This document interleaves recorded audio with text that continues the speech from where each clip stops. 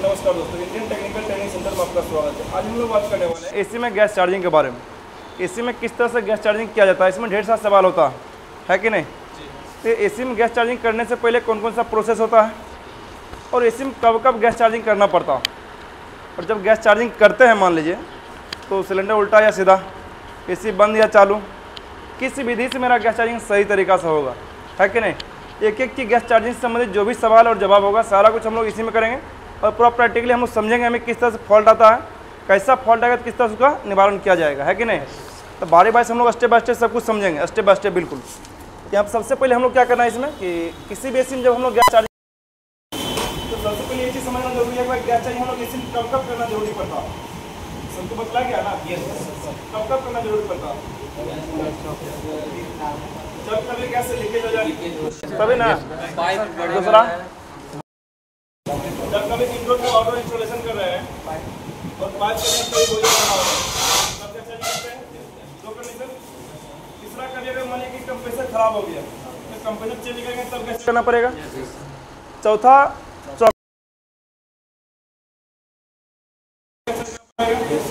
चार ही कंडीशन है जब हम लोग एसी में चाहे फ्रिज में गैस चार्जिंग करते हैं, पसंद है कि नहीं। उसमें सबसे मेन कारण है गैस का लीकेज होना। कस्टमर बोले सर आपका गैस लीकेज हो गया है एसी का और इसमें गैस चालू होगा, तो कस्टमर क्या बोलता है, कैसे हो गया। बतलाइएगा तब तक कंप्लीट होने वाला गैस चार्जिंग करने के लिए तो गैस लीकेज होगा। गैस लीकेज हो तो क्या करना पड़ेगा, गैस चार्ज करना पड़ेगा। तो गैस लीकेज का कारण क्या होता है, मैंने एसी में गैस खत्म है तो कस्टमर पूछता है कितना दिन में एसी में गैस खत्म हो जाता है, आप लोग क्या बताइए। तो कभी उसका गैस नहीं खत्म माइक नहीं ऊपर होता। रख लीजिए। एसी का गैस तो सर कभी खत्म ही नहीं होगा जब तक लीक नहीं होगा, बात समझ में आया ना। उसका एक्सपायरी होता है। अगर कोई कस्टमर पूछे एसी में गैस कब तक, मतलब कितना दिन पे भराना चाहिए, कितना दिन से मतलब नहीं है, उसमें गैस कभी लीकेज होता नहीं है। कंडीशन अलग अलग हो सकता है गैस चार्जिंग करने, होता गैस है लेकिन चौकिंग प्रॉब्लम है तो गैस रहते हुए भी गैस चार्ज करना पड़ता है ना। यस सर, अलग अलग कंडीशन। लेकिन कस्टमर पूछे गैस कितना दिन में खत्म हो जाता है, कस्टमर क्या बोलना है कि कभी खत्म नहीं होता, जब तक कि एसी में लीकेज नहीं हो जाए तब तक एसी में गैस कभी खत्म नहीं होता। बस समझ में आया कि नहीं। यस सर, अब यहाँ पर कस्टमर बोलेगा ना भाई ठीक है गैस लीकेज हो गया, मतलब अभी बोले गैस लीकेज वगैरह खत्म नहीं होगा, इसमें गैस खत्म हो मतलब लीकेज हुआ होगा। भाई लीकेज कैसे हो जाता है, यहाँ पर सर जिसमें सक्शन सर्विस वाल्व जो होता है चाहे डिस्चार्ज सर्विस वाल्व, वहाँ पर अगर डेड नट को अच्छा से नहीं कसेंगे तो वहाँ पर मेरा वो गैस वहाँ से लीक कर जाएगा। सही है ना। या पाइप कहीं, हाँ ये तो एक कारण हो गया। और टाइम से सर्विस ना करे तो भी हो जाएगा। टाइम सर्विस नहीं करेंगे और नाले या जो समंदर वगैरह होता है उसके आसपास लगा हुआ रहेगा तो भी लीकेज ज़्यादा होगा। और बताइए, मतलब उसको लॉक नहीं करेंगे इंसुलेशन के टाइम तो दीवार से चिपका कर लेंगे। इंसुलेशन लगा हुआ रहना चाहिए दीवार में, जब ऐसे इंस्टॉलेशन करते हैं पाइप दीवार में सटा हुआ रहना चाहिए साइडर की मदद से, और इंस्टॉलेशन बिल्कुल सही होना चाहिए और स्टैंड पर ऑर्डर कसा हुआ होना चाहिए। अगर कहीं पाइप बढ़ाएं तो ब्रिजिंग बिल्कुल सही होना चाहिए। यही सब तरीका है ना। अगर ये सब सही रहेगा तो फिर गैस जल्दी लीकेज नहीं होगा। बाकी अंदर में प्रेशर है, पुराना होगा तो आज निकल गैस लीकेज होना ही है, चाहे आज हो, 5 साल बाद हो, 10 साल बाद हो, 15 साल बाद हो, चाहे 20 साल बाद हो, है कि नहीं। ये चीज़ लीकेज होने कोई रोकेगा नहीं, वो आगे पीछे जब भी हो। हाँ, अगर बेहतर तरीका से इंस्टॉलेशन है, सही तरीका से ऐसे सेटअप किया हुआ तो हो सकता है जो गैस 1-1 साल में लीकेज हो रहा है, 2-2 साल में हो रहा है, वो 10 साल बाद लीकेज होगा। बात समझे कि नहीं। तो लीकेज होने के कारण आपको बताना भाई टाइम टू टाइम सर्विस करना कितना जरूरी है। अब मैंने गैस लीकेज हो गया तो भाई कस्टमर बोल दिया भाई ठीक है इतना, आप बोले भाई कस्टमर इतना रुपया लगेगा, कस्टमर आपका एस्टिमेट अप्रूव कर दिया, ठीक है काम कीजिए। आप एसी में गैस लीकेज है, सबसे पहला स्टेप में गैस चार्जिंग करना है। तो गैस चार्जिंग से पहले कुछ करना भी होता है इसमें। यस सर, कौन कौन सा प्रोसेस करना होता है इसमें गैस चार्जिंग से पहले। अच्छा, जो भी एसी के बारे में बात करें, ये फ्रिज में भी यही प्रोसेस है, डीप फ्रीजर वाटर कूलर में भी यही प्रोसेस है। बस यही चीज़ होता है, छोटा सिस्टम में फ्लैशिंग ज़्यादा किया जाता है, बाकी पूरा प्रोसेस वही रहेगा। अब कोई सिस्टम मानिए गैस चार्ज करना है तो गैस चार्जिंग से पहले का प्रोसेस क्या क्या करना पड़ता है। गैस चार्जिंग जैसे हमें गैस चार्ज करना है जब, तो सबसे पहले हम क्या करेंगे कि गैस तो हमारा लीक हुआ है तभी तो हमारा गैस खत्म हुआ है, तो पहले हम प्रेशर एसी में डालकर 250 से 300 PSI प्रेशर डालेंगे। हाँ। उसके बाद लीकेज पहले चेक करेंगे। हाँ। लीकेज चेक करके जब लीकेज हमको मिल जाएगा तो पूरा गैस को एसी में जो प्रेशर डाले उसको निकालेंगे, तब वहाँ पर ब्लीचिंग करेंगे। हाँ, उसके बाद ब्लीचिंग करने के बाद फिर हम एसी में क्या उसको वैक्यूम करेंगे, प्रेशर डालेंगे पहले। हाँ। अगर लग रहा और भी लीकेज हो सकता है, हम प्रेशर डालेंगे। हाँ सर, अनुभव रहेगा तो आपको मालूम है, जब फील्ड में काम करेगा ना आप लोग फील्ड में जब काम करें, वीडियो को रोक लीजिए। अब जिसमें बतलाए थे कि जब कभी प्रेशर डाल दिए हैं और लीकेज मिल गया, लीकेज को बंद कर दिए हैं, तो उसके बाद क्या करेंगे? फिर से अगर लग रहा है कि भाई इसमें लीकेज होगा, फिर से प्रेशर डाल के टेस्ट करना। नया है तो पहले तो सर एक बार प्रेशर डालेंगे तो पूरा लीकेज कुछ ढूंढने नहीं करेंगे तक भाई एक बार आपको नहीं मिले। दिमाग बैठा लीजिए, जितना लीकेज मिलता है पहले उसको काम कर लेता आदमी। Yes sir. अपना बार तो पूरा खोजिएगा ही, लेकिन एक ही बार में सबके सब लीकेज नहीं मिलता। अगर उतना आसानी से लीकेज मिल जाता तो फिर टेक्नीशियन इतना परेशान नहीं होता, क्योंकि गैस चार्जिंग का सबसे बड़ा काम है, सबसे मेन काम है, तो उसमें लीकेज ढूंढना मेन काम है। जितना जल्दी लीकेज मिल गया तो भाई उसके बाद जो है काम आसानी से आपका कंप्लीट हो जाता, उसके बाद कोई बड़ा काम नहीं बचता। अब इसमें है कि लग रहा है उसमें लीकेज और हो सकता है, फिर से पैसे डालना है। लेकिन जब फील्ड में काम करें तो आपको मालूम है एक लीकेज अधिक जल्दी लीकेज नहीं होता नहीं है। एक लीकेज मिलता है, टेक्नीशियन समझ जाता है कि इसमें और लीकेज नहीं, लीकेज को बंद करता है, उसके बाद आगे वैक्यूम करके। चार्जिंग से पहले प्रोसेस क्या क्या है? सबसे पहले लीकेज पता करना पड़ेगा, लीकेज पता करने के लिए प्रेशर डालना पड़ेगा, पहला काम। दूसरा काम है लीकेज खोजने तक बिना लीकेज पता किए बगैर गैस चार्ज नहीं करना। लीकेज मिल जाएगा, चिन्हित करके पैसे को रिलीज करेंगे, निकाल देंगे एसी से बाहर, उसको फ्रीजिंग करेंगे करके। फ्रीजिंग करने के बाद प्रेशर डालेंगे ताकि लीकेज दोबारा नहीं हो। लीकेज नहीं है, पूरा प्रेशर क्या करेंगे? पांचवा स्टेप में वैक्यूम करेंगे सर। छठा स्टेप में सर गैस चार्जिंग करेंगे, यही ना स्टेप है गैस चार्जिंग करने का। अब आता है इसी में, ठीक है भाई वैक्यूम करना था,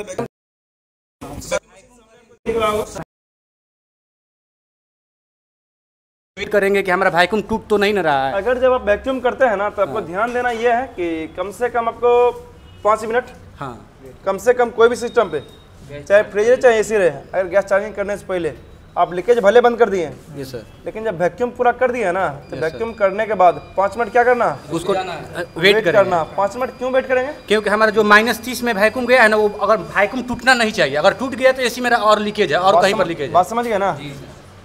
वैक्यूम करने के बाद 5 मिनट कम से कम रुकना। अगर काटा डाउन होना शुरू हो गया, समझ लिया कहीं न कहीं से एयर खींच रहा, लीकेज है, तो प्रेशर डाल के लीकेज पता करना पड़ेगा। ये ना, अगर -30 के -30 पे ही रुका हुआ। अच्छा वैक्यूम अगर टाइमिंग के हिसाब से बात करें तो कितना देर करना चाहिए? वैक्यूम आधा घंटा, 30-25 मिनट। हाँ, जैसे वैक्यूम मशीन है ना, इससे अगर 25 से 30 मिनट या 20 से 30 मिनट करते हैं तो बेहतर है। क्यों बतला रहे हैं 20 से 30 मिनट? वैक्यूम मशीन से ही करने के लिए कंपनी बताता है। जब कभी नया से इंस्टॉल करिएगा ना, उसके साथ में एक बुक देता है लेकर के, उसमें इंस्टॉलेशन का स्टेप बाय स्टेप तरीका लिखा हुआ रहता है, और उसमें वो भी लिखा हुआ रहेगा वैक्यूम मशीन से आधा घंटा तक, यानी 30 मिनट तक वैक्यूम करना है आपको। बात समझे कि नहीं? ये चीज़ इसीलिए बोले कम से कम टाइमिंग के हिसाब से 20 से 30 मिनट वैक्यूम करना है।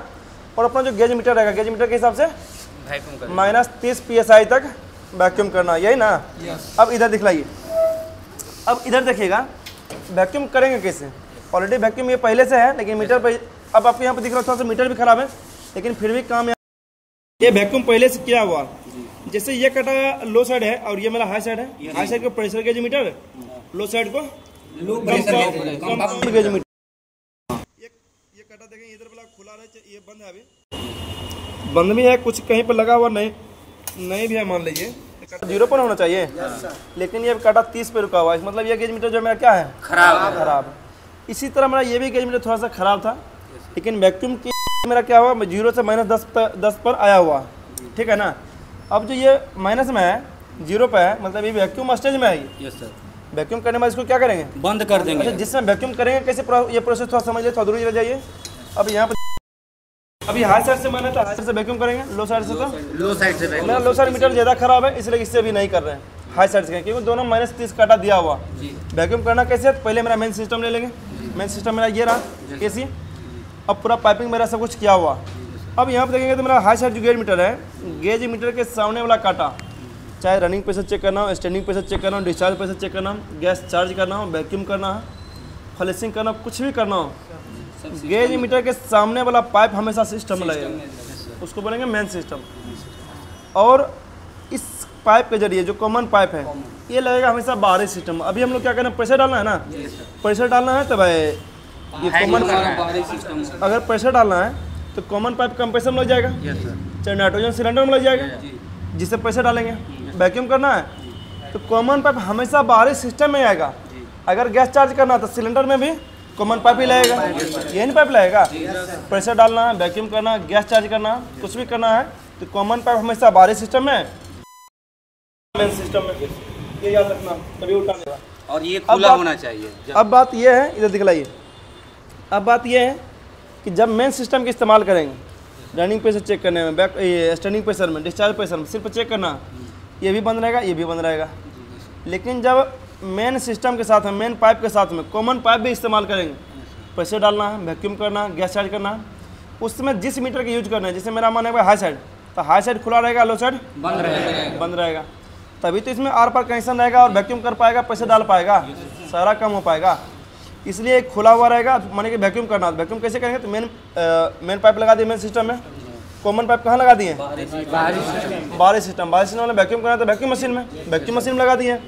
अब यहाँ से वैक्यूम करना शुरू कर देंगे और ये खुला हुआ रहेगा, ये मेरा क्या रहेगा, बंद रहेगा। अब मेरा वैक्यूम करना शुरू कर दिया, जब वैक्यूम हो जाएगा, 30 मिनट हो गया और मेरा मीटर के हिसाब से -30 पर चला जाएगा, तो हम लोग समझ जाएंगे मेरा पूरा वैक्यूम हो गया। फिर भी 20 मिनट जब पूरा वैक्यूम हो जाए, ध्यान देना है यहाँ से, इसको थोड़ा ढीला रखना ताकि हवा निकल जाए।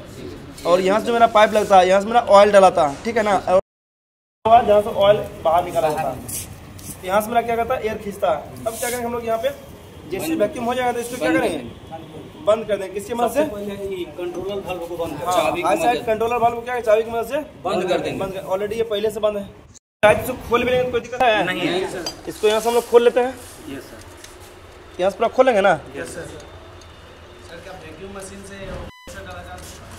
वैक्यूम मशीन से अगर डबल स्टेज तो उससे प्रेशर भी डलाएगा और वैक्यूम भी होगा।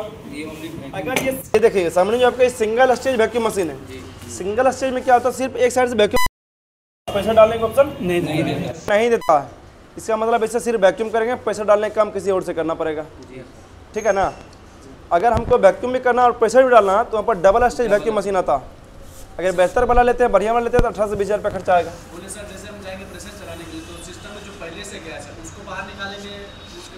सिस्टम में अगर हमको गैस चार्जिंग करना है तो भाई सिस्टम में गैस क्यों रहेगा, गैस रहेगा तो उसको उड़ा के पहले लीकेज पता करेंगे ना, लो गैस पूरा गैस को उड़ाएंगे। अगर सिस्टम पहले से गैस कम है, पूरा गैस क्या करेंगे, उड़ाएंगे, फिर प्रेशर डालेंगे और लीकेज पता करेंगे, लीकेज को बंद करेंगे, वैक्यूम करेंगे, उसके बाद गैस चार्ज करेंगे, ठीक है ना, ये चीज़। और इसी में बोला था भाई टॉपअप करना, तो कभी भी हम लोग को टॉपअप नहीं करनी चाहिए, नहीं करना, ये हमेशा याद रखना। पाइप का लेंथ बढ़ेगा तभी टॉपअप हमको करना चाहिए। हाँ, जब पाइप का लेंथ बढ़ेगा तब टॉपअप करेंगे, या इंस्टॉलेशन करने के दौरान या कुछ काम करने के दौरान मेरे से खुद से गैस लीकेज हो गया और गैस मेरे सिलेंडर में नहीं है, कम हो गया, तब जाके गैस भरा आएंगे और दोबारा से गैस भरेंगे, तो भी टॉपअप करना सही है।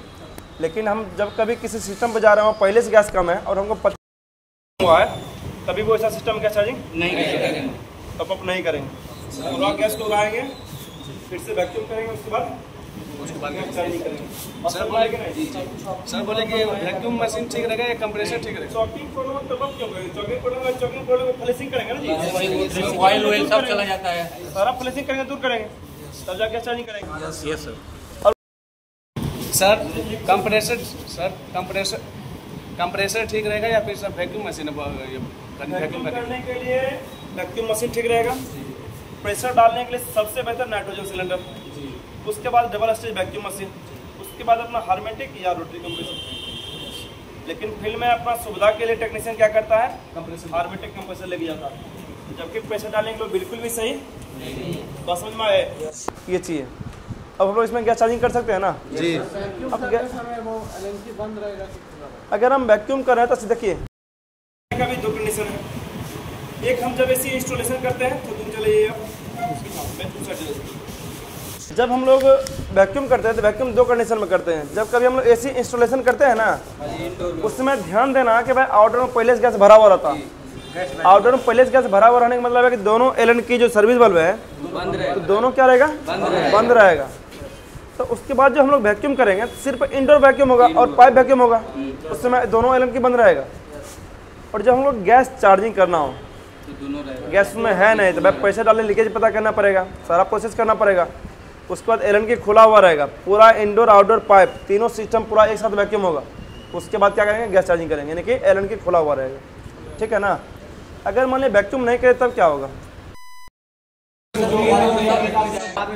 बाहरी गैस उसमें रह जाएगा, एयर रह जाएगा, नमी रह जाएगा, मॉइस्चर रह जाएगा, है कि नहीं, तो लेस कूलिंग की संभावना ज़्यादा है। एसी तो लेस कूलिंग चलाता है, लेकिन फ्रिज में डायरेक्टली चौक कट जाएगा, मशीन ठंडा ही नहीं करेगा। सोच लीजिए, तो फ्रिज में कंपलसरी है वैक्यूम करना ही करना है, लेकिन एसी में बिना वैक्यूम कर भी दीजिएगा तो हमारा लेस कूलिंग रहेगा, लेकिन ठंडा करेगा। बात समझे कि नहीं, ये चाहिए। अब रहेगा भाई गैस चार्जिंग कैसे करेंगे, तो गैस चार्जिंग, हाँ बोलिए, माइक दीजिए इनको।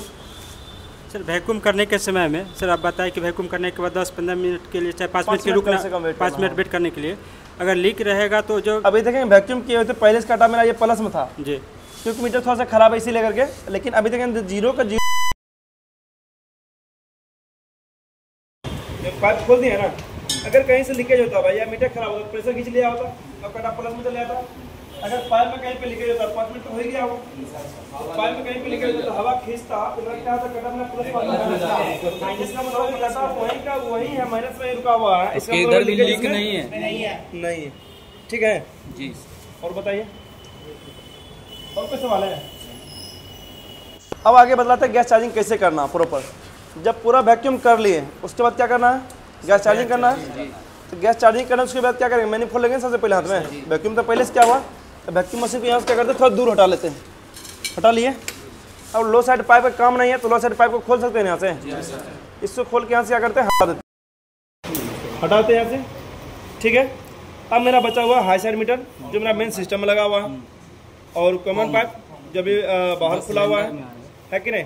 अब इसमें एक सवाल आता है, इस पाइप के एयर को पर्ज करना, बाहर निकालना, एयर को फ्लैश करना, बाहर निकालना। और इस पाइप के एयर को बाहर निकालने का तरीका क्या रहेगा, आप उस साइड चले जाइए, वहाँ पर बैठ जाइए जाकर उधर। सर लॉक रखिए। अब एयर फ्लैश कैसे करेंगे, सही तरीका क्या रहेगा, है कि नहीं। इसको लॉक करेंगे, ये तो थोड़ा सा बढ़िया थोड़ा समझ, वहाँ पर बैठने दीजिए उनको। अब जो सही तरीका रहेगा वो समझिए आप लोग, आप उधर चले जाइए, उनको पाइप उसमें लगा दीजिए, बेहतर तरीका से बढ़िया से लगा दीजिए। अब बैठ जाओ, ठीक है सही। अब यहाँ पे देखेंगे तो लगा लीजिए पहले इसको। ये तो मेरा सिस्टम में लगा हुआ है ना, और ये मेरा सिलेंडर में लग जाएगा कॉमन पाइप, और लो साइड में यूज नहीं करें तो लो साइड में क्या है, बंद है। हाई साइड में क्या है, खुला है, बंद है अभी भी, क्योंकि वैक्यूम। लेकिन इस पाइप में तो भाई पूरा, लेकिन ये पाइप में एयर भरा हुआ है ना। Yes sir. अब ये पूरा पाइप इसमें एयर भरा हुआ है, यहाँ तक पूरा एयर भरा हुआ है, एयर बाहर निकालने सही तरीका क्या है, लो प्रेशर को खोल देंगे सर। सही तरीका ये पहले से इसको लूज रखेंगे, सही तरीका बढ़िया समझ लीजिए। अधिकतर आदमी करता क्या है, इसको खोलेगा, इसको खोलेगा, फिर इसको खोल देता है। देखो सही तरीका नहीं है। सही तरीका क्या है, अच्छा एसी में इतना मायने इसका नहीं रखता, लेकिन फ्रिज में बहुत ज़्यादा मायने रखता। सोच लीजिए, तो सिलेंडर पकड़िए आप, थोड़ा सा कुर्सी इधर करिए, आप आगे कर लीजिए, कुर्सी थोड़ा आगे कर लीजिए, ठीक है। अब यहाँ हाँ उल्टा कर लीजिए, सिलेंडर खोल दीजिए पहले, रुकिए अभी खोलना नहीं है, पहले हम लोग क्या करेंगे, खोल देंगे ना, लो साइड खोल दिए। अब जैसे वो खोलेंगे पूरा क्या हुआ, एकदम स्पीड में रेफ्रिजरेंट आएगा, पूरा पाइप के एयर को यहाँ से फ्लैश कर दिया तुरंत, 1 सेकंड का काम है ये बस, तुरंत लॉक करना होता है। खोलिए, यहाँ पर दिखेगा, आपको मालूम पड़ेगा, आवाज़ भी सुनाई देगा। तो फिर ये क्या लग रहा, चलिए कोई दिक्कत नहीं, नहीं गैस तो भरा हुआ पूरा ना पड़ता है, नहीं उसको खोलना पड़ेगा, तो वहाँ पर बतलाते हैं, थोड़ा लाइए। चलिए खुल गया, देखेंगे पूरा बाहर निकल गया। अब इसका मतलब आपको बाहर निकलते हुए दिखाई दे दिया, गैस आया सर, कि पूरा एयर बाहर आ गया ना। अब देखें पूरा ये ठंडा हो गया, अब इसमें 1% भी एयर इसमें बचा हुआ नहीं। अब बढ़ जाइए, अब बढ़ जाइए। अब गैस, हाँ अब रह गया भाई इसमें गैस चार्ज करने का सही तरीका क्या है। इसमें ढेर सारा क्वेश्चन आता है कि भाई पहला चीज़ होता है कि एसी ऑन अवस्था में करेंगे कि ऑफ अवस्था में करेंगे। दूसरा सवाल आता है सिलेंडर सीधा रहेगा कि उल्टा रहेगा, एम्पेयर के हिसाब से डालेंगे, रनिंग प्रेशर के हिसाब से डालेंगे, वेट मशीन के हिसाब से डालेंगे कि टेम्परेचर के हिसाब से डालेंगे। ढेर सारा तरीका है ना जी। यहाँ पे सबसे पहला क्वेश्चन हम लेते हैं कि भाई एसी ऑन अवस्था रहेगा कि ऑफ अवस्था रहेगा। वैक्यूम स्टेज में हमेशा रहेगा जी, और एसी मेरा हमेशा क्या रहेगा, दूसरा क्या रहेगा मेरा वेट मशीन सिलेंडर रहेगा जी। वेट मशीन में तो है नहीं, इसी में लिखा हुआ भाई 1 kg गैस, और इसमें पहले से 1 kg 1100 ग्राम गैस पहले से भरा लाए हुए। इसका मतलब हम पूरा सिलेंडर खोल भी दें तो फिर भी जरूरत से ज़्यादा गैस इसमें जाएगा नहीं। इसका मतलब वेट मशीन के जरिए ही डाल रहे हैं, क्योंकि जितना गैस जरूरत है सिस्टम में उतना ही गैस सिलेंडर में पहले से भरवा लाए, उससे अधिक है नहीं, तो ज़्यादा गैस नहीं जाएगा, तो वेट मशीन हो गया। अब आता है सिलेंडर उल्टा रहेगा कि सीधा रहेगा। उल्टा क्यों रहेगा, लिक्विड फॉर्म में है। माइक किनके पास है, एक और माइक उल्टा रहेगा कि सीधा रहेगा? उल्टा क्यों रहेगा? सर सिलेंडर हमेशा उल्टा ही रहना चाहिए, क्योंकि अगर जैसे जैसे इसमें लिक्विड फॉर्म में रहता है, वो जैसे सिस्टम आएगा उसका जो एयर है वो हमेशा कहाँ जाएगा? ऊपर जाएगा। अगर हम उसको सीधा कर देते हैं तो ऊपर में एयर बन जाएगा। समझना ये है, सिस्टम के एयर ऊपर नहीं जाएगा, नहीं जाएगा। ये सिलेंडर है ना, सिलेंडर में जब हम लोग गैस भरवाने के लिए अभी जस्ट थोड़ी देर पहले दुकान से गैस भरवाए ना, तो सिलेंडर में पहले जो एयर मौजूद है, सिलेंडर में पहले से जो एयर मौजूद है, वो एयर को पूरा अगर निकाले भी फिर भी पूरा एयर निकलना संभव नहीं है। अगर हम सिलेंडर सीधा करके डालेंगे तो सोच के देखिए, जो सिलेंडर का एयर है वो तो ऊपर रहेगा और अपना शुद्ध रेफ्रिजरेटर नीचे रहेगा, और लिक्विड फॉर्म हमेशा बराबर मात्रा में सारा केमिकल से मिला हुआ रहता है। दूसरा चीज़ यहाँ पर दो कारण है उल्टा करके डालने का। पहला कारण है कि और उल्टा करके डालेंगे, फिर उल्टा करके तो लिक्विड फॉर्म में मेरा अंदर जाएगा, जिससे मेरा शुद्ध रेफ्रिजरेटर अंदर जाएगा, कुछ मिलावटी एयर नहीं जाएगा। अब दूसरा चीज़ कारण है कि जो सिलेंडर का एयर है वो हमेशा ऊपर रहेगा, जिससे सिलेंडर का एयर मेरा सिस्टम में नहीं जाएगा, सिर्फ रेफ्रिजरेटर अंदर जाएगा। जी सर, बात समझे कि नहीं? ये दो कारण है और कोई कारण नहीं है यहाँ पर। अब रहता सिलेंडर पलट दिया और सिलेंडर खुला हुआ, हमको करना क्या है यहाँ पे? इसको यहाँ पर खोलेंगे, आप लोग वेट मशीन पर रखकर इसको पूरा खोल के छोड़ देंगे। तो खोलेंगे छोड़ेंगे तो यहाँ पर ध्यान से देखना, थोड़ा नज़दीक से दिखलाइएगा। यहाँ पर लिक्विड फॉर्म जो यहाँ पे मैनिफोल्ड होता है ना, यह जो ट्रांसपेरेंट ग्लास दिया हुआ सर उसमें गैस मीटर में लिक्विड फॉर्म जा रहा है कि नहीं जा रहा, उसे पता करने के लिए, यही ना? जी सर। यहाँ पर दिखलाइएगा थोड़ा सा, आप लोग खोल देना। जी चलिए, जा रहा हूँ वहाँ पे जी। अब दिख रहा है लिक्विड फॉर्म में पूरा, यहाँ पे बढ़िया दिखलाइए, जाते हुए जी जा रहा ना, जा रहा है। पूरा खोल के छोड़े हुए, खोल के पूरा बंद करने से पूरा खोल के छोड़ देंगे, एक ही चीज जाएगा नहीं। इसको भी पहले बंद कर देते हैं, ठीक है ना? नहीं तो पहले सारा गैस चला सर बंद पूरा चल जाए, एक ही सेकंड में चल जाए, उससे कोई फर्क पड़ने वाला नहीं है। तो एक सेकंड में तो जाएगा नहीं, कुछ भी नहीं। तो भाई 3 से 4 मिनट समय लगने वाला है, 5 मिनट समय लगने वाला पूरा गैस जाने में। तो बंद अवस्था में वैक्यूम स्टेज में रहेगा ना, तो सिस्टम खुद ब खुद पूरा गैस को क्या करेगा? खींच लेगा वो। तो जैसे यहाँ पर खोले तो भाई वैक्यूम स्टेज में था, पूरा गैस खींच लिया ना। अब देखिए प्रेशर में बताना शुरू कर दिया। अब बात ये चीज़ है कि कितना गैस पहले डालेंगे एक ही बार में, उससे कोई फर्क नहीं पड़ेगा। अगर 1 kg लिखा हुआ ना, तो बंद अवस्था में 1 kg पूरा एक ही बार में डालने में कोई दिक्कत नहीं है। लेकिन जब चालू करेंगे तब चालू करने के बाद अगर हम इसको डायरेक्ट खोल के छोड़ देते हैं और इसको भी पूरा खोल के छोड़ते हैं, तो सोचिए भाई लिक्विड फॉर्म में क्या जा रहा है? लिक्विड फॉर्म में डायरेक्टली मेरा कंप्रेसर के सेक्शन लाइन में जाएगा और कंप्रेसर मेरा चालू रहेगा, तो सेक्शन लाइन में डायरेक्टली गैस खींचेगा।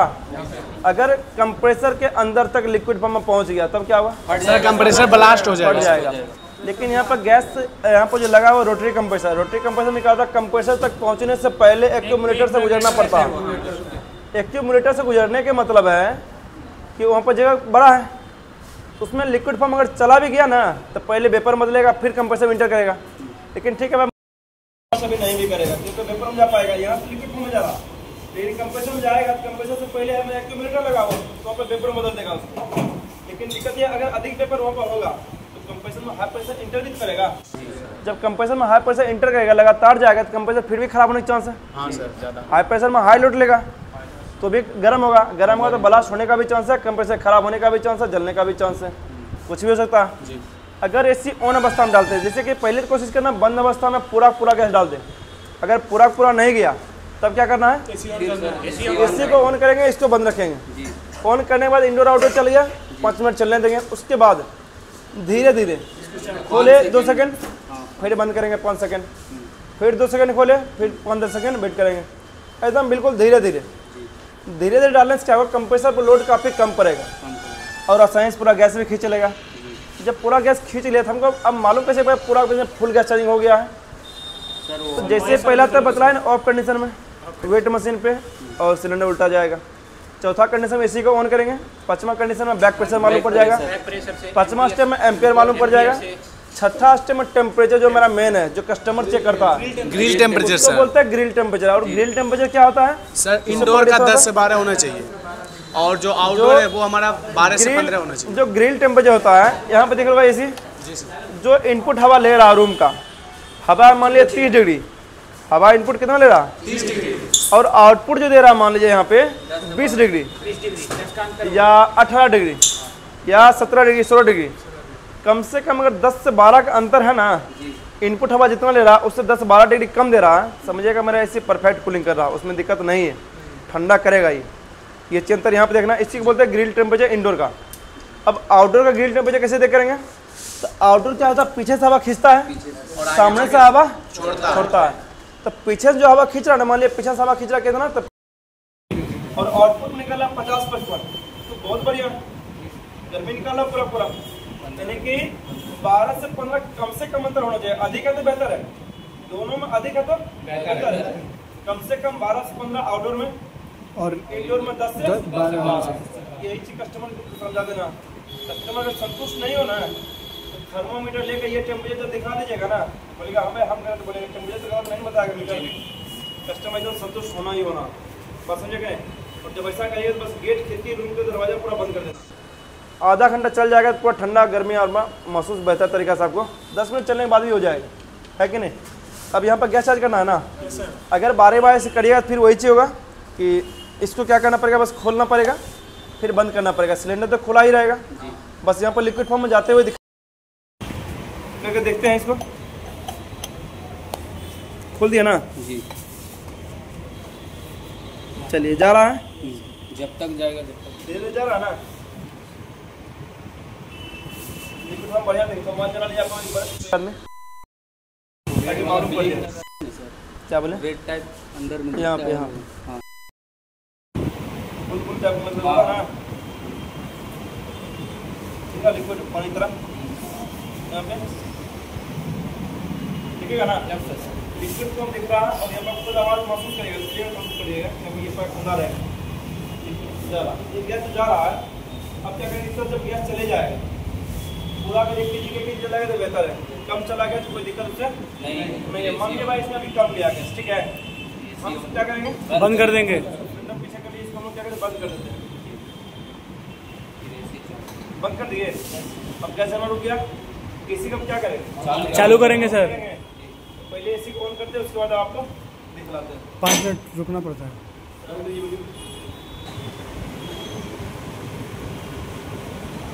अब आपको दिख रहा होगा जो हम लोग आधा गैस चार्जिंग के थे स्टैंडिंग, चाहे तो पूरा स्टैंडिंग यानी बंद अवस्था में पूरा गैस चार्जिंग कर सकते थे, लेकिन यहाँ पर चालू कैसे करना वो चीज़ दिखलाना कि एसी को क्या किया, आधा गैस चार्जिंग करने के बाद एसी को चालू कर दिया, लेकिन आपको क्या करना, पूरा बंद अवस्था में ही डाल देंगे करना।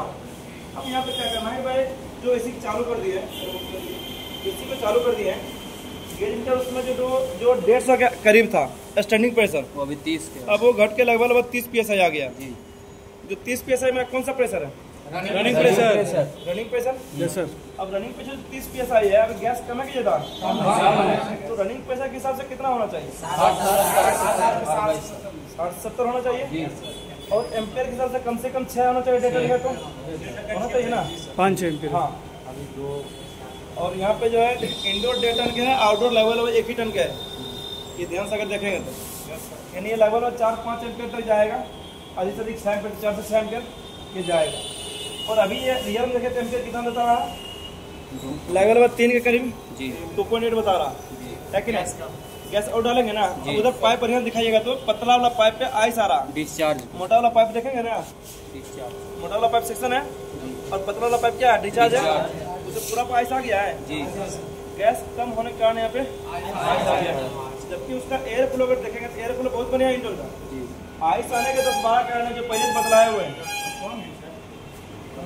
अभी एयर फ्लो ठीक है, उसका एयर फ्लो बढ़िया है, बस यहाँ पे गैस कम है जिस कारण से वहाँ पे आइस आ रहा है। अब करना क्या, यहाँ पर गैस खोलेंगे जब चालू अवस्था में करना, यहाँ पर ध्यान से देखेंगे, 2 सेकंड को खोलेंगे, 5 इतने खोलेंगे, हल्का से खोलेंगे, ज़्यादा नहीं, जिससे खोलेंगे जाना शुरू हो गया जी, जा रहा, फिर से क्या करेंगे, बंद करेंगे, बंद कर देंगे, जैसे बंद कर दिया फिर से एम्पेयर थोड़ा सा डाउन होगा। अब यहाँ पर दोनों चीज़ पे ध्यान दीजिएगा तो आपको एक चीज़ बढ़िया से क्या नजर आएगा, अभी 2.9 है ना जी। अब यहाँ पर देखेंगे जैसे यहाँ खोलेंगे तो एम्पेयर भी बढ़ेगा जी, खोले गया जाना शुरू हुआ, एम्पेयर देखिए बढ़ रहा, फिर लो बढ़ना शुरू हो गया 3.1, यस सर, बढ़ रहा है। अब इस तरह से धीरे धीरे क्या हुआ, ये बढ़ेगा, बढ़ते चला जाएगा, बस समझे कि नहीं। ये तो हमको एकाएक एम्पेयर 3.2 एम्पेयर एकाएक बढ़ाना नहीं है, धीरे धीरे बोले थे ना, तो धीरे धीरे गैस चार्ज करेंगे तो वो बेहतर है। किसी तरह कंप्रेसर पे कोई गर्म भी नहीं होगा, कंप्रेसर खराब भी नहीं होगा, इसकी प्रभाव जल्दी नहीं पड़ेगा। बात समझे कि नहीं? ये चीज़ तो इसमें लगभग 1 kg गैस भरा था, गैस तो इसमें कम ही लगेगा, लगभग वही 4 एम्पीयर के आसपास, यानी कि और गैस इसमें अगर 1 टन का है आउटडोर तो गैस कितना लगेगा? क्योंकि पाइप का लेंथ 800 से 900 ग्राम काफ़ी है कि नहीं? और इसका प्रेशर लेवल पहुंच भी गया है 60 PSI के आसपास, 60 PSI, 20 40 60 है ना। और खोले इसको थोड़ा सा, अब देखें तो वहाँ पर आइस जमा हुआ है, नहीं निकल गया, दोनों पाइप से आइस हट गया। अब देखें तो आउटर से गर्म हवा दे रहा है, आउटर से गर्म हवा, आउटर से गर्म दे रहा है, गरम देगा, गर्म हवा दे रहा है ना, और इंडोर से देखिए ठंडा हवा दे रहा है, ठंडा हवा देगा। फिर से यहाँ खोलते थोड़ा सा, फिर बंद, बंद करने पर गीजर कहीं नीचे आ जाता है। जिससे हम लोग खोलते हैं तो भाई सिलेंडर प्रेशर में से स्टैंडिंग जाता है अवस्था में जी, स्टैंडिंग प्रेशर हाई होता है, और चालू करेंगे तो ये तो चालू है इसके हिसाब से, जब इसको खोलते हैं तो इसका गैस पूरा इसमें आता है, ये स्टैंडिंग की तरफ भागेगा, मैक्सिमम कितना भागेगा तो 150 तक भागेगा, उससे ऊपर कभी जब उससे कम ही रहेगा, क्योंकि भाई चालू भी तो है उधर। और जब इसको बंद कर देंगे तो पूरा रनिंग प्रेशर बताता है, तो रनिंग प्रेशर जो रियल में गैस इसके अंदर गया है सिस्टम के हिसाब से रनिंग प्रेशर अपना बतलाएगा, उससे अधिक बतलाएगा नहीं ना। ये चीज़ अभी ऑलरेडी यहाँ का टेम्परेचर जो है काफ़ी कम है। अच्छा एक चीज पढ़ाए थे कभी, पंपिंग लेस, यस सर, याद है ना? Yes sir. अगर मानिए 1 टन का वेट कम से कम 4 एम्पीयर तो जाएगा ही, जाएगा ना। अगर मान लिया कि बैक प्रेशर जो है अधिक बता रहा, एम्पीयर नॉर्मल या कम ले रहा, ठंडा भी थोड़ा सा कम कर रहा, तब क्या होगा? पंपिंग लेस इसमें रनिंग प्रेशर ज़्यादा बताता है। हाँ, अब यहाँ पे यही चीज समझना है। अभी के हिसाब से नॉर्मली जो प्रेशर होना चाहिए 65 PSI, क्योंकि बाहर टेम्परेचर कम है, बरसात के मौसम में काफी, अभी के हिसाब से नॉर्मली 65 PSI इसमें काफी था, जबकि आपके सामने यहाँ पर दिख रहा होगा कि 80 PSI बता रहा, रनिंग प्रेशर कितना बता रहा? 80 PSI बता रहा। तो भाई टेम्परेचर लो होने का प्रेशर और कम बताना चाहिए, जबकि यहाँ पर रनिंग प्रेशर अधिक बता रहा। अगर मान लेते हैं अगर सच में हम गैस अधिक डाल दिए तो एम्पियर कम लेता या ज़्यादा लेता?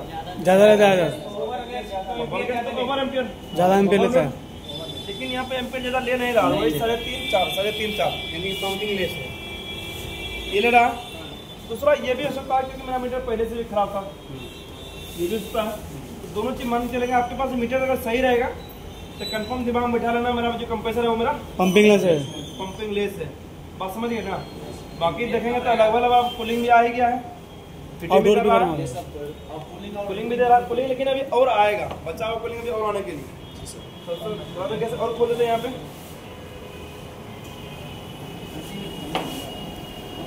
जा रहा गैस पूरा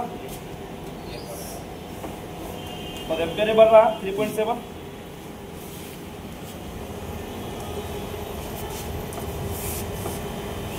इससे अधिक एम्पियर का बढ़ नहीं पा रहा, यानी 4 एम्पियर से ज़्यादा। इसका मतलब है लगभग वो कंप्रेसर चांस यही है, कंप्रेसर पंपिंग लेस है, लेकिन पूरा पंपिंग लेस नहीं। अगर पूरा पंपिंग लेस रहेगा कूलिंग नहीं करेगा, पूरा स्टैंडिंग प्रेशर बतलाता, कूलिंग बिल्कुल जीरो करता। कुछ पंपिंग लेस है जिसका आंसर कूलिंग भी कर रहा, हीटिंग भी दे रहा है, लेकिन पूरा कूलिंग भी नहीं कर रहा, पूरा हीटिंग नहीं देगा और नहीं पूरा सही प्रेशर बतलाएगा। अभी देखें प्रेशर कितना है, लगभग 80-85 PSI रनिंग प्रेशर है, ज़्यादा नहीं बता रहा चाची, वही चीज़ रनिंग प्रेशर अधिक बता रहा है, एम्पियर नॉर्मल ही ले रहा, एम्पियर जितना लेना चाहिए उतना नहीं लेगा। ये चीज पकड़ने का सबसे बेहतर तरीका है जब सिस्टम में गैस भरा हुआ हो, और तरीका भी यही है। 1.5 टन बोल रहे हैं, 3 बता रहा है, 1.5 टन आपका इंडोर है, आउटडोर टन का। और मेनली एम्पियर जो बिजली भी खपत करता है कौन करता है, इंडोर करता है या आउटडोर करता है? आउटडोर, आउटडोर के हिसाब से ना लेगा, आउटडोर करता है ये चीज। और कुछ भी इसमें जाने पर आया नहीं। अच्छा बाकी मान लीजिए इतना सब कुछ करने के बावजूद डिस्चार्ज पे आइस जम रहा है, सेक्शन पे भी आइस जम रहा है, क्या प्रॉब्लम हो सकता है? सर्विस का प्रॉब्लम है, इंडोर गंदा, सर्विस का प्रॉब्लम, ब्लोवर का स्लो चलना, ब्लोअर का खराब होना, कैपेसिटी कमजोर होना, पाइप का पिंच होना, गैस का कम होना, ये सब ना होगा और कोई कारण होगा। अगर मान लीजिए अभी हाई एम्पियर लेता और रनिंग प्रेशर जैसे बता उसके हिसाब से ऑलरेडी अधिक बता रहा आउटडोर मतलब एम्पियर अगर हाई ले रहा है, रनिंग प्रेशर भी ज़्यादा बता रही है, इसका मतलब कि गैस हमारे एसी में ज़्यादा गैस अधिक डाले आउटडोर ये मतलब गंदा रनिंग प्रेशर सही बता रहा एम्पियर हाई लेना शुरू कर दिया रनिंग प्रेशर सही बता रहा एम्पियर हाई ले रहा है, तो सर आउटडोर जिसमें हीटिंग को बाहर नहीं निकाल पा रहा होगा। हो सकता है गलत installation outdoor fan speed slow होना आउटडोर गंदा होना वोल्टेज कम होना कैपेसिटर कमजोर होना ये सब कारण होगा। बाकी हाई पे लेने के लगभग 12-15 कारण बतलाए जी सर है कि नहीं। यानी कि फॉल्ट फाइंडिंग से संबंधित जो भी आएगा पहले से पूरा बताया गया है कि नहीं। बाकी इसमें अगर आप लोग कुछ भी पूछना है तो आप लोग पूछ सकते हैं। सर अगर इंडोर में अगर सर्विस नहीं हुआ तो हमारा सर अगर सर्विस नहीं हुआ रहेगा तो हमारा सर जो सक्शन पाइप है ना रिटर्निंग पैसा कम पैसा जाएगा तो आगे पैसा भी कम देगा रिटर्निंग डिस्काउंट में भी कम पैसा आएगा तो भी वहाँ आई जाने का चांस है। ठीक है अब यहाँ पे समझना ये चीज़ है सुनिए अगर मान लीजिए इंडोर बहुत ज़्यादा गंदा चलेगा अगर मान लीजिए इंडोर बहुत ज़्यादा गंदा गैस पूरा फुल भरा हुआ प्रेशर कम बतलाएगा या ज़्यादा बतलाएगा गैस जितना चाहिए पूरा भरा हुआ इंडोर बहुत ज़्यादा गंदा है प्रेशर कम बताएगा ज़्यादा बताएगा प्रेशर ज़्यादा कम बताएगा जब कूलिंग का पूरा गंदा रहेगा इंडोर से हीट प्रॉपर नहीं ले पाएगा जब हीट प्रॉपर नहीं लेगा तो वहाँ पे टेम्परेचर कम हो जाएगा और टेम्परेचर कम होने पर वहाँ पर आइस भी जम सकता है ना जिससे वहाँ का प्रेशर भी कम हो जाएगा। अच्छा इंडोर वहाँ पर काफ़ी बहुत ज़्यादा गंदा रहेगा टेम्परेचर हाई लेगा या लो लेगा जैसे पहले बताया थे फॉल्ट फाइंडिंग में इंडोर पूरा गंदा रहेगा ना तो हीट प्रॉपर लेगा नहीं जिससे लोड क्या वहाँ पर टेम्परेचर घट जाएगा टेम्परेचर घटेगा तो प्रेशर घटेगा और प्रेशर घटेगा तो रिटर्निंग प्रेशर कंप्रेसर पर कम मिलेगा ना जिससे कंप्रेसर एम्पियर भी कम मिलेगा बात समझिए ना। ये सारा कुछ क्या चार्जिंग फॉल्ट आएगा। अच्छा मैंने सब कुछ कर दिए कूलिंग प्रॉपर नहीं आया तो क्या होगा पहला पंपिंग लिस्ट बतलाए दिए दूसरा कारण और बताइए चॉकिंग में नहीं है बढ़िया प्लेसिंग क्या हुआ सर कंप्रेसर बार-बार ट्रिप करता होगा तो उससे भी लेस कूलिंग टेप नहीं करा लगातार चल रहा अच्छा वो भी नहीं चल रहा वैक्यूम का सही से नहीं होना वैक्यूम बहुत बदला करना हाँ सर वैक्यूम ये सब ध्यान देना इतना नया एसी ये सब प्रॉब्लम आता है जब कभी नया एसी इंस्टॉल कर दिया लेकिन उसमें लेस कूलिंग आ गया जब बिना वैक्यूम के एसी इंस्टॉल कर दिया गैस नहीं कर दिया तो लेस कूलिंग हमेशा रहेगा उसमें ये ना रहेगा। और कुछ पूछना आप लोग को सर टेम्परेचर से अधिक कभी क्या बोले टेम्परेचर जैसे मान लीजिए 45 है और हमारी टेम्परेचर हाँ जी तो उसमें रनिंग प्रेशर जैसे कितना बताना चाहिए उसी से ज़्यादा बतलाएगा क्योंकि रनिंग बाहरी टेम्परेचर अधिक है तो टेम्परेचर जब बढ़ेगा तो प्रेशर भी बढ़ेगा स्वाभाविक है लेकिन ये चीज़ 45 के हिसाब से आउटडोर डिजाइन किया गया है कि नहीं किया गया एक उतना डिजाइन नहीं किया गया है तो आपको मालूम है अपना पटना बिहार में खास करके जब टेम्परेचर 45 पहुँचता है ना तो मार्केट में जितना भी एसी है 80% एसी क्या होता है बंद आउटडोर बंद चालू होना शुरू हो जाता है ट्रिपिंग प्रॉब्लम समझे कि नहीं 80% एसी टेम्परेचर बढ़ेगा तो रनिंग प्रेशर भी बढ़ेगा ना हाँ एकदम बढ़ेगा। यही तो कारण है कभी कभी आपको मालूम पड़ता है सिस्टम में गैस की मात्रा अधिक है कैसे मालूम पड़ता अच्छा मैंने कस्टमर पिछला साल चलाया तो बिल्कुल सही था अभी बोलने के बाद इसमें क्या ज़्यादा भरा हुआ कैसे मालूम पड़ता क्या ज़्यादा भरा हुआ बिल्कुल ठंडा के मौसम में क्या चार्ज किया हो और ठंडा के मौसम में पूरा 70 रुपये सही जैसे 8 एम्पीयर लेना था 8 एम्पीयर तक पहुँचा दिया ठंडा के मौसम में जब गर्मी आएगा तो जो 60-70 पैसे डाले तो अब जाएगा 80 पैसे 85 पैसे और वो 8 एम्पीयर से जाएगा 10 एम्पीयर और कंप्रेसर गर्म होकर बार बार क्या होगा ट्रिप करेगा लोड हो जाएगा ट्रिप होगा ना तो उसमें बोलना पड़ता है गैस चली गया गैस तब तो लाएगा वो सही हो जाएगा डालने पर थोड़ा सा गैस तो नहीं जाएगा अगर वेट मशीन की सब डालेगा 1 kg लिखा तो 1 kg ही डालेगा लेकिन प्रेशर ऑटोमेटिकली थोड़ा कम रहेगा जो 70 पैसे होना चाहिए वो कितना रहेगा 50 दिखा दिया पसंद है कि नहीं ऐसा ही है। और कुछ पूछना है इससे तो हो गया गैस से लगभग गैस चार्जिंग में जो भी समस्या रहेगा इतना चाहेगा इससे अधिक नहीं है बस गैस चार्जिंग करने का तरीका सही होना चाहिए। हाँ बहुत से लेकर नया लेकर क्या होता है 410-32 में डर लगता डर लगने का कारण यह है कि भाई 32 में थोड़ा सा ज्वलनशील है बाकी दोनों गैस हाईली प्रेशर भी है तो समय में तो ज्वलनशील है ही है कि नहीं। बस आपको ध्यान उसमें वही देना है जो प्रोसेस है गैस चार्ज करने का वो प्रोसेस के अनुसार ही करना ऐसा नहीं बस बिना वैक्यूम के चार्ज कर दिए। सर वो जो ज्वलनशील होता है, जैसे को आज जैसे खोलेंगे तो गैस अगर लगेगा वो जैसे हाथ में तो हाथ जल जाएगा ना सर। अरे ये ज्वलनशील अलग होता है, आपको ज्वलनशील मतलब समझ लीजिए आग लगना, ये भी सही है। अभी जो समझने का तरीका था वो आग लगने का ही तरीका था। ये जो अभी जो आप बता रहे हैं भाई, इसे जब खोलते हैं तो गैस हाथ में लगता है और हमको हाथ क्या आता है, जलने लगता है, ये ना होता है, वो जलना अलग हो गया, वो आग का कारण नहीं जल रहा। आप कभी सुनेंगे भाई पहाड़ पर चलता ठंडा पहाड़ मतलब कि बर्फीली एरिया में उसका हाथ पर काटना पड़ जाता बहुत बार, इस कारण फ्रीज हो जाता। मतलब उस एरिया में अगर पूरा ये माने कि पैर में रहा है, सुनो मतलब उसमें ब्लड सर्कुलेशन पूरा खत्म है, इतना टेम्परेचर माइनस हो जाता है उस एरिया से, उस नस से जो ब्लड चलता है वो भी जब उस समय का जब जम गया ना, फिर कोई डॉक्टर उसको प्रेशर देकर ब्लड सर्कुलेशन चालू नहीं कर पाए, एक बार खत्म हो गया। उससे अगर एक्टिविटी दे करके चालू कर सकते हैं, हो गया तो हो गया, नहीं समझिए उसको काटना है सही इलाज है, नहीं तो फिर पूरा सही वो वही चीज़। यहाँ पर जब लोग गैस खोलते हैं अंदर में हाई प्रेशर से, और हाई प्रेशर जैसे ही गैस बाहर निकलता है बिल्कुल प्रेशर क्या होता है, लो हो जाता है। जब प्रेशर डाउन होता है उसमें क्या होता है, मेरा प्रेशर डाउन होगा, टेम्परेचर भी डाउन होगा, टेम्परेचर काफ़ी ज़्यादा माइनस में होता है वहाँ पर। जैसे मेरे हाथ में लगता है ना, तो इतना माइनस में मेरा हाथ को भी माइनस में कर देता है कि हाथ लगता है एकदम पूरा काम ही नहीं करता। कभी सुनते हो भाई हाथ को जब यहाँ को बांध देते हैं ना तो दहाड़ना शुरू होता है, यहाँ पर भी कोई हो रहा है, इतना मेरा माइनस में टेम्परेचर होता है कि लगता है शून्य हो गया, तो जलन टाइप महसूस होता है। ब्लड सर्कुलेशन लेवल वही हर एक सेल्स में ब्लड सर्कुलेशन पर रोक देता है। वो ठंडा कारण जल गया, गर्मी कारण या अधिक हीट के कारण नहीं जला, दोनों जलना अलग अलग होता है। बात समझिए कि नहीं, ये चीज़ होता है। जैसे सर जो बाहरी एकदम मुझे 40-45 बता रहे थे कि उस पर ट्रिप करता है, तो ट्रिप करने का सरकार तो यही नहीं हो सकता है कि जो हमारा हीट रिजेक्ट करता है उससे बाहरी रिजेक्ट होना है। ट्रिप करने का मेन कारण होता है कि भाई सोच लीजिए कि नॉर्मली जो कंडेंसर कॉइल से जो कंडेंसर कॉइल गर्मी होता है लगभग 35-40 लास्ट तक में, और जो हीट बाहर निकलेगा, बाहरी गर्मी 45 पहुँच गया है, जो हीट बाहर निकालेगा उतना भी बाहर भी 10 से 12-15 अंदर 45-80 का हीट रहेगा, तो कम से कम 60-65 निकालेगा, 60-65 निकालेंगे तब जाएगा। उतना भाई इसका क्षमता नहीं है टेम्परेचर उतना, जब गर्मी बढ़ेगा टेम्परेचर ट्रेनिंग पैसा नहीं देना पड़ेगा, उतना क्षमता से हीट बाहर निकालेगा 45 का टेम्परेचर पीछे से खींच रहा है और आगे उससे कम 60% निकालेगा कम से कम, वही तो उतना निकालना मैं मुश्किल है इसके लिए, इसीलिए ट्रिप करता है वो। बाहरी गर्मी पहले से ज़्यादा है, फिर और ज़्यादा हीट बाहर निकालेगा, तो वहाँ पर क्या होगा, हीट ही नहीं रिजेक्ट हो पाएगा ना सर। हाँ, अगला वीडियो में जस्ट आप लोग हम बात करेंगे भाई कैसे फॉल्ट आता है ना, पूरा फॉल्ट करके भी दिखलाएगा। अगर पंखा को बंद कर देंगे